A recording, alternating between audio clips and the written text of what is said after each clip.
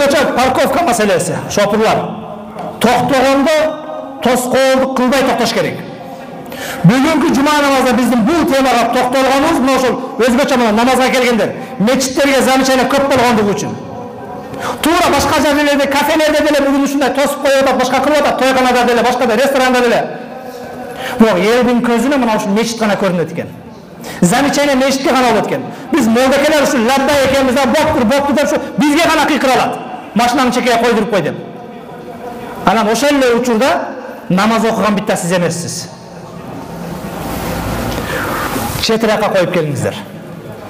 Колдон келишинче мына ошол зыян кылбагандай кылып коюңуздар. Бирок карга өтпөсүн, намаз окубай өлдүм. Биякта мен аэропортунан калтырдым, больницадан кечиктирдим, биякта мен тамак алып бараттым, башка кылдым деп бирок карга өтпөсүн.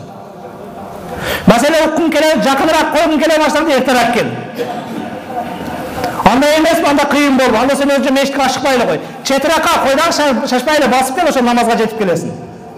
Сөз уккун келсе, башка кылгың келсе, эртерээк келсең, мешиттин алды бош болот. Ошол экинчи полосага башка коюп, жолду тоспоңуздар. Өзгөчө мына ошол бардык жерде унаа токтоткондо, больницага барасызбы, башкага барасызбы, банкка барасызбы, абайлаш керек. Өзүңдөн башкаларды дагы ойло. Элдин баарынын сенде укугу бар. Ош сенин атаңдан калган эмес. Өзгөчө бул мына ошол көпчүлүк пайдалана турган жерден бирөөлөрдүн алкысына кирген бул аябай жаман. Эртең кыяматта ар биринен суралат. О Раббим, ошондо мен мечиттин жанынан өтүп алып кеч калгам деген болсо, мына ушул машина койгондордун баардыгы жооп бериш керек болот. Жумага киргем, пешинге киргем, шамга киргем деп. Кудай сактасын.